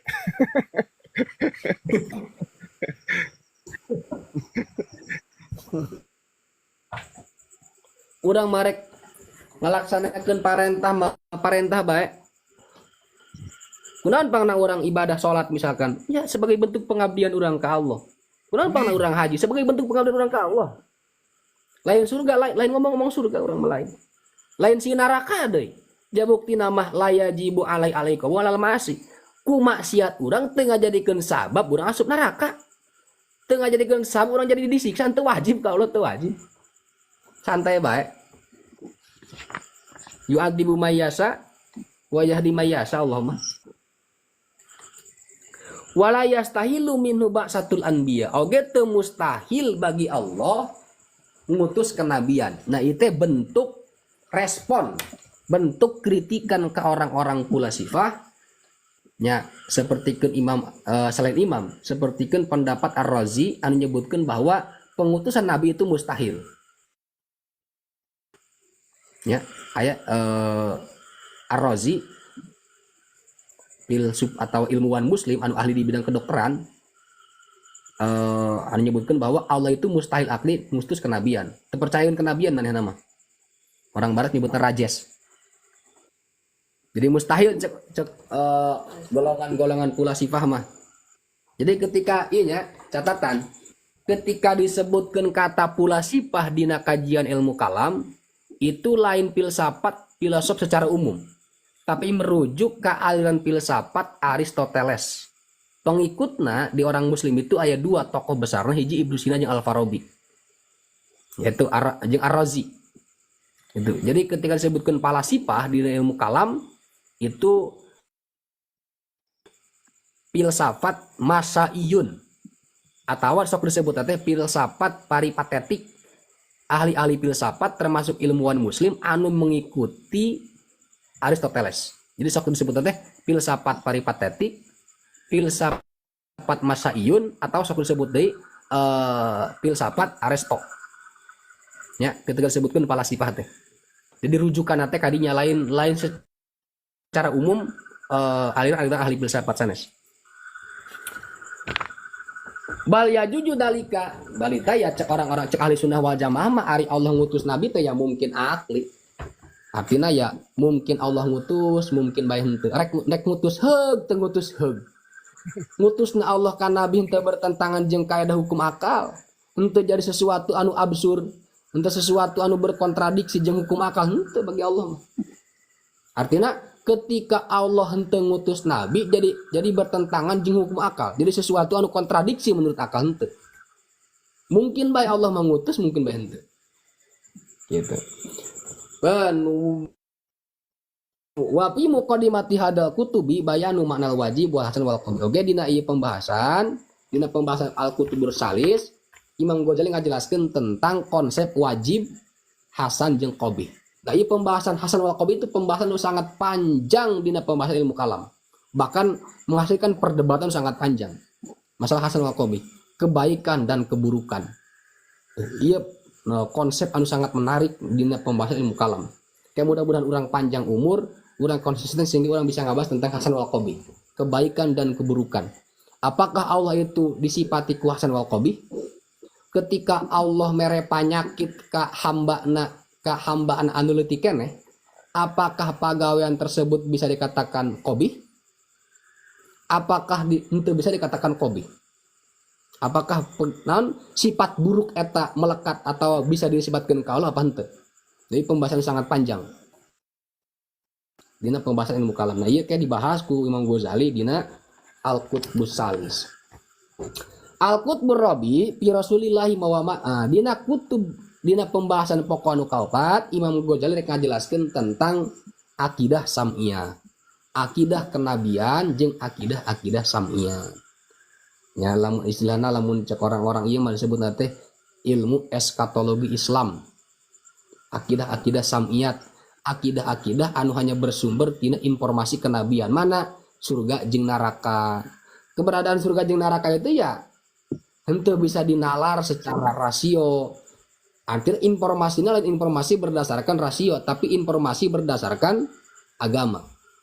Aya surga jeung neraka itu henteu bisa dibuktikan secara sains, teu bisa. Itu bisa dikaji secara ilmiah, itu bisa. Oke, misalkan minal hasri wan nasri wal jannah, bangun hudang ti kubur, misalkan dikumpulkan di kubur, aya surga jeung neraka, aya syafaat, aya siksa kubur, aya mizan, aya sirotol mustaqim. Itu pembahasan termasuk pembahasan akidah sam'iyah atanapi pembahasan eskatologi Islam disebutnya teh. Jadi keyakinan-keyakinan anu hanya bersumber dari informasi kenabian wajib diyakini kurang walaupun keberadaannya tidak bisa diakses oleh akal ataupun tidak bisa diakses oleh ilmu pengetahuan. Ya, lain aing mah di mana ya surga ya, di mana baik. Itu penting orang percaya yakin bahwa surga jeung neraka teh aya. Ya. Bari keberadaan surga jeung neraka teh henteu bertentangan menurut akal, henteu bertentangan secara akal. Keberadaan teh henteu bertentangan jeung hukum akal, henteu bertentangan. Jadi wajib diimani ku urang. Walaupun itu bisa dibuktikan secara ilmu pengetahuan. Surga jeung neraka di mana? Wallahu alam. Cenah di jero tanah ke. Urang percaya dengan surga percaya. Mana Neraka di jero tanah itu. Nah kemudian ketika ditanya mana bukti rasionalna bahwa surga jeung neraka eta aya? Nya bukti rasionalna bahwa Allah itu henteu wajib jeung teu mustahil nyiptakeun surga jeung neraka. Nah ketika Allah mengucapkan atau ketika Allah memberitahukan bahwa surga jeung neraka itu aya lewat Al-Qur'an, lewat ikhbarun nubuwah, maka orang wajib mempercayai eta. Apakah keberadaan surga jeung neraka itu bertentangan jeung hukum rasio? Henteu. Namun sama-sama cek tadi oke menurut akal bahwa Allah mah nyiptakeun surga jeung neraka berikut perangkat nu lainna itu henteu wajib teu mustahil. Maka keberadaanna henteu bertentangan jeung hukum akal walaupun keberadaan surga jeung neraka itu bukan bersumber dari pengetahuan yang bersifat rasio. Gitu. Tapi keberadaan henteu bertentangan dengan hukum akal walaupun keberadaan anak tidak bersumber dari hukum akal. Jadi wah kulantaran teu kaharti yo. Teu kaharti kumaha aja kaharti bae. Teu kaharti kumaha aya surga jeung neraka kaharti. Kan teu bisa dibuktikan secara sains. Sains itu bukan sasaran untuk menganalisa keberadaan surga jeung neraka. Sabab surga jeung neraka mah keberadaannya bersifat metafisik. Sedangkan sains itu bersifat fisik. Kajian observasi, materi na aya. Jadi ulah sok salah paham. Makanya itunya. Jelema anu percaya surga jeung neraka jelema rasional. Maksud rasional teh naon? Kudu paham heula. Ilmiah cenah ke. Ilmiah teh naon? Ilmiah kumaha? Lamun maksudnya kan ilmiah teh naon? Kalimat ilmiah teh naon? Soalnya kan pembuktian eta lain pembuktian secara epidemi wungkul. Tapi pembuktian eta bisa dilakukan melalui pembuktian rasional, oke bisa melalui pembuktian evident, pembuktian saintifik. Dua ranah anu berbeda, boga objek kajian masing-masing. Ilmiah menurut barat beda jeung ilmiah menurut Islam. Makanya kan ketika aya debat perdebatan Guru Gembul jeung Muhammad Nuruddin, ya nyambung lah. Ngomong ke. Ilmiahna. Itu. Nah, itu pembahasan pokok di ilmu kalam. Jadi ayat 4. Jadi pembahasan tentang zat Allah, sifat Allah, af'al Allah jeung akidah sam'iyah anu meliputi pembahasan kenabian jeung Guru Gembul ilmiah Ilmiah naon cenah? Ilmiah naon eta mah? Soalnya merujuk karena ilmiah menurut barat nya teu asup. Ilmiah menurut Islam geus teu asup.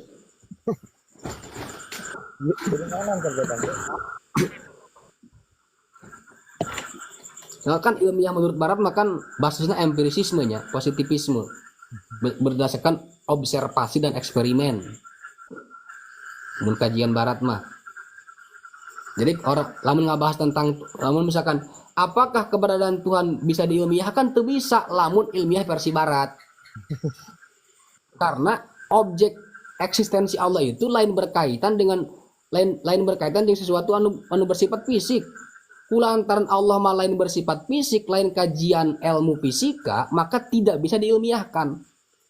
Tapi lain berarti sesuatu anu tidak bisa diilmiahkan secara ilmiah versi barat, lain berarti keberadaan sesuatu tersebut bertentangan hukum rasio ente. Sabab aya ilmu rasio, aya ilmu saintifik itu dua hal berbeda. Nah, Islam itu ya menerima dua-duanya.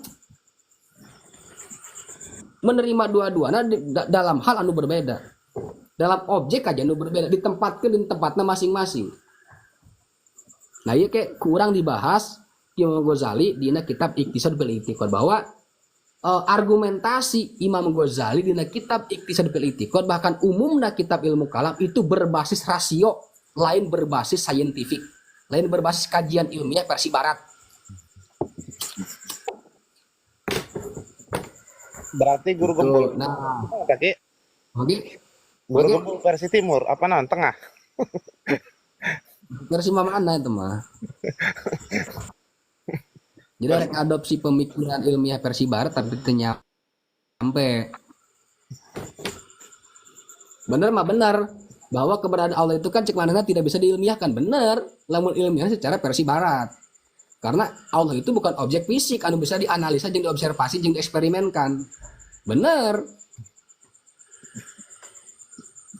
Lamun Muhammad Nuruddin ya maksud ilmiah eta kan teu bertentangan jeung rasio.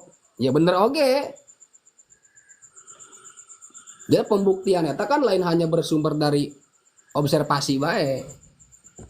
Pembuktian kan bisa pembuktian rasio, bisa pembuktian saintifik, bisa pembuktian naon kan loba sumber-sumber pengetahuan teh.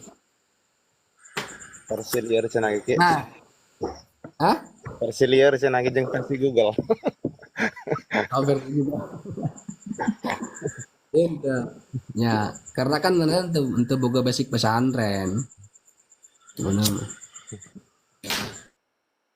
Mana kan latar belakang pendidikan Anda kan ahli sejarah, guru sejarah. Nah, ngomong-ngomong ilmu kalam nyamual nyambung lah.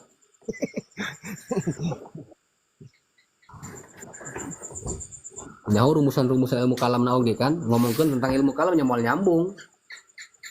Pasti nama di babak belur ku Muhammad Nuruddin. So ilmiah, so akademis. Makanya orang ikuti alurna gitu. Tapi ulah kagetan, pinter amat, biasa basic. Kalah yang seri nempona. Tapi pede kaki. Jalan mana pede teh pede. Pede. Ya, bisa pede, tapi pedean tapi itu mah. Nah, jadi wafihi arba'atu abwabin. Jadi dina pembahasan akidah sam'iyah oge aya opat pembahasan. Hiji fi isbatin nubuwah, menetapkan kenabian. Aya teu sih Nabi Muhammad gitu. Naon sih kunaon pangan orang butuh nabi? Kan orang pernah mempertanyakan eta nu penting orang mah nabi ate aya tapi kan itu bisa ente digali secara argumentasi secara rasio. Nah, Imam Ghazali bakal dibuktikan bahwa kebutuhan orang karena nabi itu seperti kumaha. Jadi isbatun nubuwah, menetapkan adanya kenabian. Kemudian al-babu salis fi mawaroda ala lisanihi min umril akhir oge dina pembahasan nu kadua dina akidah samiyah teh ngajelaskeun tentang informasi-informasi anu lewat melalui lisan nabi tentang urusan-urusan akhirat, tentang eskatologi Islam. Surga jeung neraka, apakah orang kudu percaya? Apakah orang kudu iman? Ya itu dijelaskan pangkunaon pangna orang kudu iman. Dina pembahasan kadilu il imamah wa syurutiha. Nah, iya penting tentang masalah kepemimpinan di akidah Islam itu dibahas. Misalkan ieu teh sebagai respon bentuk kritikan ke pendapat Syiah anu nyebutkeun bahwa nasbul imam itu hukumna wajib. Ya, wajib. Cek pandangan akidah Ahlussunnah wal Jamaah seperti cuma itu dijelaskan tentang imamah, tentang kepemimpinan, tentang keimaman. Iya guys, jarang dibahasnya. Jarang dibahas kurang tentang kepemimpinan. Wasyuruti naon syarat-syaratna. Sabab kan dina doktrin Syiah mah ari imam teh termasuk akidah, termasuk rukun iman. Di antaranya imamah rukun iman teh. Nah, kemudian al-babur robi fi bayani qanunin fi takfiril furuq wal bid'ah. Kemudian dina pembahasan kaopat ngajelaskeun tentang aturan-aturan atau kaedah-kaedah dina masalah ngafirkeun suatu kelompok. Jadi orang ulah gampang ngafirkeun hiji jelema. Ulah gampang ngafirkeun suatu kelompok ulah. Tapi kudu bener-bener hati-hati ketika orang rek menghukumi kafir ataupun tidak kafir suatu kelompok. Ieu dijelaskeun metode na ku Imam Ghazali, mana kelompok anu berhak dikafirkan jeung mana kelompok anu tidak berhak dikafirkan. Itu urang kudu nyaho kaidah-kaidahna. Makanya Imam Ghazali itu ngarang kitab dina masalah metode atau konsep pengkafiran itu boga kitab anu khusus anu mengkaji tentang masalah pengkafir itu dina kitab Faisalu Tafriqah Bayan Islam wa Zandaqah. Ieu dibahas oge dina kitab Iktisad fil I'tiqad masalah pengkafiran. Intina urang sebagai umat Islam anu berakidah Ahlussunnah wal Jamaah ulah gampang mengkafirkan suatu kelompok termasuk mengkafirkan anu sok ngabidahkeun muluan teh sa? Anu sok ngabidahkeun muluan teh naon kelompok? Ya, Wahabi kayaknya. Wahabi. Wahaboy, Termasuk Wahaboy. mengkafirkan Wahabi itu tidak boleh.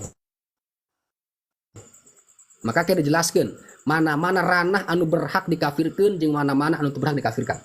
Ya, urang kudu ngambil jalan tengah, kudu tawasud, kudu moderat. Ya, kudu moderat, kudu ngambil jalan tengah, ulah ekstrim. Kedeung-kedeung kafir, numuludan be kafir. Anu teu muludan oge dianggap kafir. Itu terlalu gampang. Makanya ulah gampang mengkafirkan ahli kiblat. Anu muludan ulah gampang ngakafirkeun kanu telok muludan. Anu telok muludan oge ulah mengkafirkan jelema anu sok muludan. Sabab muludan eta lain masalah usuluddin, lain masalah usul agama, tapi eta mah furuuddin. Di urang mah kan aya jelema mama Castro ka masjid ge dikepung di urang mah. Khuruj teh ya. Dikepung di urang mah. Eta trek-treknya puan urut dahar meureun ge. Jasi eta meureun. Terus nah kuya dibahas di Imam Ghazali dina kitab Iktisad fil I'tiqad tentang konon. Undang-undang ataupun aturan-aturan dalam masalah pengkafiran, mana kelompok anu berhak dikafirkan atau hanya sebatas dibid'ahkeun. Kayak dijelaskan Imam Ghazali intina ulah sok ngafirkeun, ulah sok gampang menyalahkan ataupun mengkafirkan kelompok-kelompok tertentu lamun can jelas asas ataupun usul permasalahannya. Apakah perbedaan ieu dina perbedaan akidah ataupun perbedaan usul ataupun furu. Urang kudu menganalisa heula eta. Kudu mengkaji heula eta. Lamun perbedaan dina masalah usul boleh dikafirkan. Tapi lamun perbedaan dina furu ulah dikafirkeun. Kunut jeung teu kunut, si eta mah teu kunut kafir Ahmadiyah. Ahmadiyah di mana? Ahmadiyah mah teu percaya nabi berarti berhak dikafirkan. Nasrani jeung Yahudi berhak dikafirkan karena mengingkari keberadaan Nabi Muhammad atau mengingkari adanya Allah tunggal. Itu wajib dikafirkan. Lamun aya jelema teu percaya Nasrani jeung Yahudi kafir, eta nu kafir mah eta. Sabab geus nas eta sabab manehna membohongkan ataupun tidak mempercayai keberadaan Nabi Muhammad. Nah itu intinya sakitu. Atam hidul awal fi bayani annal khawda fi hadal ilmi. Sebelum ditutup bisa ada pertanyaan, sok bisa yang itu paham atau kumaha bisa didiskusikan. Dari ieu bari mapiknya. Ya. Berarti ya Ki, aya ieu nya, aya operasi muka dong namanya. Operasi muka. Jadi lah anu di dieu munculkeun beungeut Eta lila Ki nanti TikTokna juga saeutik keneh. Terus beran sakitunya. Siap. Aya pertanyaan. Sebenang bari ngarokoknya. Pengaturan acan ya. Pengaturan. Oke, orang bisa bertemu di lain waktu dan kesempatan. Mudah-mudahan orang panjang umur. Biasa ngalajengkeun urang hanca kajian ilmu kalam. Nah, anu minat beser kitabna baru tahu dina kitab Darul Fikri Darul DKI itu sabaraha hargana ge? Apa pamerek kan? Oke ya. 50 paling. Heeh. Ya, itu 50. Hayang Modal we. Iya waktasna sok unggal peuting ya host. Jam 9 merah. Tiap ponginya. Hah? Tepung nih. Kalau makan lagi kan Oh, cuma aya ngariung gitu ta. Tapi lamun lamun teu sibuk mah di ikoan di situ ya. Nya entas sebenarnya hari tanya pertanyaan mah orang tutup baik, mudah-mudahan bermanfaat. Siap, siap. Amin, amin.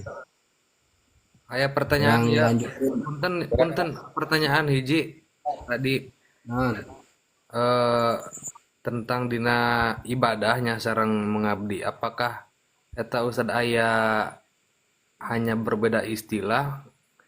Apakah aya spesifikasi anu lain gitu antara mengabdi jeung ibadah? Cakupan. dinafsirkeun kata ilalia budun teh, ilalia budun teh.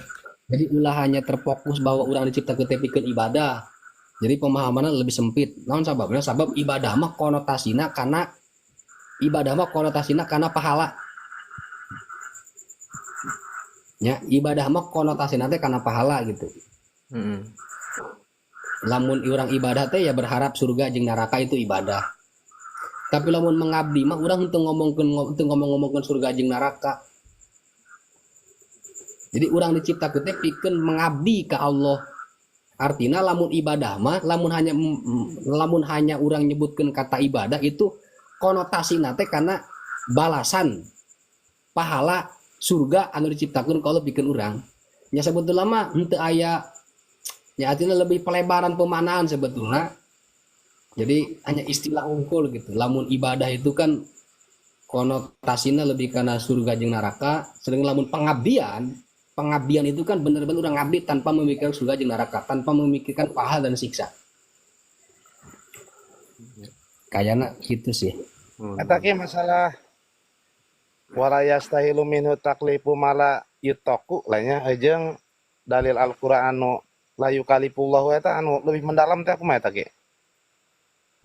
Anu mana ge? Pembahasan la yukalifullahu nafsan illa wus'aha teh ya. Berarti merujukna kana syariat eta mah syariat perintah agamanya. Nya syariat khusus konteksnya kan syariat eta. Bahwa Allah eta moal nyiptakeun syariat, aturan agama anu di luar kemampuan hamba. Berarti ketika wajib akli nage itu wajib akli aridi. Lain wajib akli secara penalaran akal. Tapi karena emang geus dinaskeun ku Al-Qur'an gitu bahwa Allah teh moal nyiptakeun aturan syara anu melebihi kapasitas hambana. Jadi wajib nanti lain wajib akli dati tapi wajib akli aridi. Jadi mungkin bae nya di Allah mah nya. Mungkin baik di Allah mah mungkin baik. Jadi lamun orang diluaskan pemaknaan dina segala hal misalkan bahwa Allah tidak akan membebani moal mere musibah moal mere beban itu pemaknaan lebih luas ki. Sedangkan konteks ayatnya keur ngajelaskeun tentang aturan agama. Jadi Allah eta moal dina ayat lain kan Allah moal nganah sahiji ayat kecuali ku anu lebih mudah gitu kan untuk salah ayatnya gitu. La nansah naon gitu. Berarti eta ketika orang lamun nyocokeun salat teu bisa nangtung bisa diuk gitu lah. Teu dipaksa teh nangtung mah. Nah gitu. Wah gitu. Jadi anu membebani orang gitu. Kumaha bae tah mah. Jadi lamun Tapi ibarat secara Allah kan nah mana itu satu negara nggak losen be.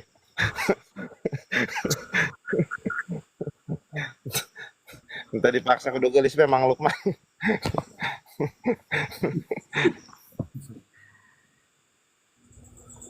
Kumaha teh ya aya deui itu. Mang Lukman? Doangna doangna doangna eta kabarok geulis mah kudu. Tadi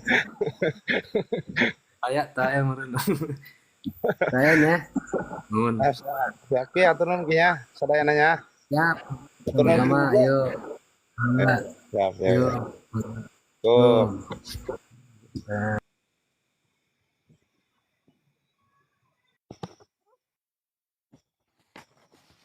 Liwat lagi barok liwat nama na ieu. Kalau gara-gara dan dia ngobrol heula.